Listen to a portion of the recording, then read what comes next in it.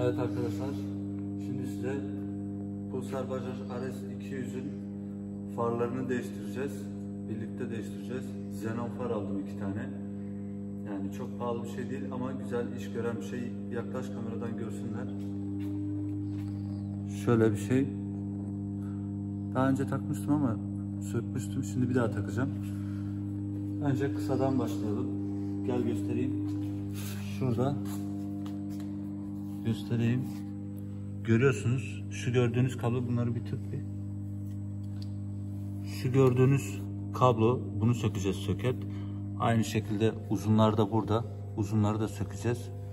Daha önce size sökümünü göstermiştim ama bir daha göstereyim.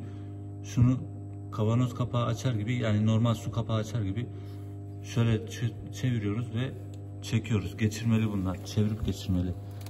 Tabii bunun kablosu kısa olduğu için ben hemen halletmiştim daha önce. Şöyle bakın, çevireceğim şimdi. Çevirdim, çıkarttım. Bu bizim halojenli lambamız, ampulümüz. Tut bunu. Bunu da sökelim.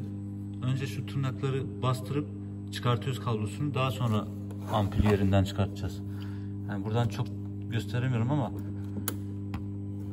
bakayım, doğru yeri mi tutuyoruz? Şurada tırnaklar var.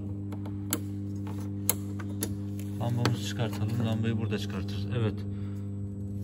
Görüyorsunuz burada bulanıklaştı ama sen kamerayı tut. Tamam mı? Şurada tırnaklar var bakın.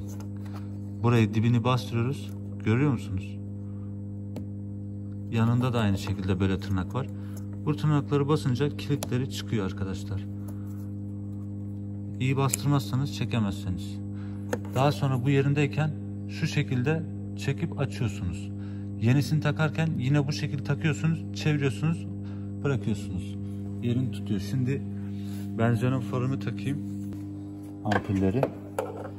Ters düz olayları var arkadaşlar. Siz gene de bunlarda var mı bilmiyorum. Deneyelim. En fazla değiştiririz tekrar yönünü. Ters takarız olmazsa. Şimdi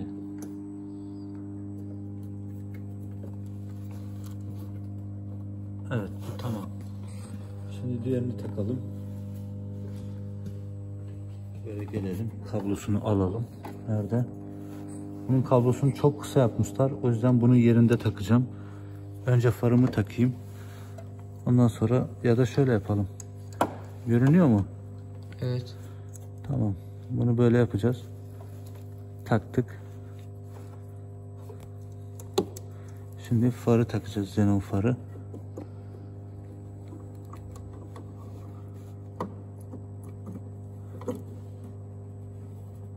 Hoppala. Çevirdim mi zaten yerinden çıkmıyor bunlar.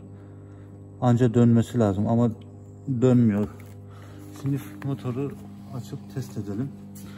Bakalım düzgün mü takmışız.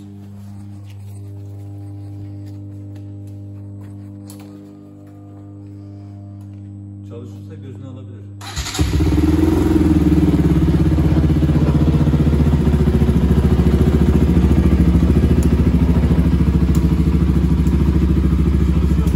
Çalışıyor.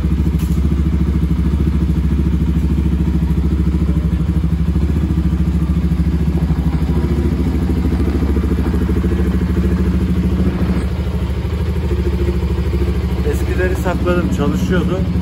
Bunlar yedek olarak kalsın. Bir deneyelim, yolu nasıl gösteriyor.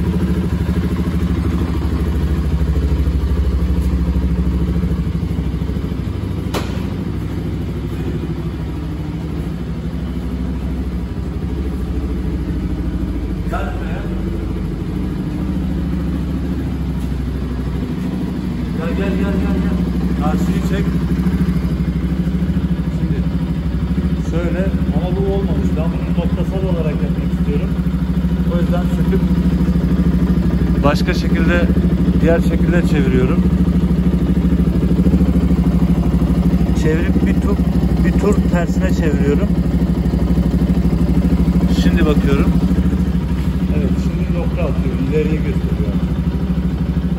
Bakın. Terazisi dümdüz soldaki uzunları açıyorum. Çok iyi.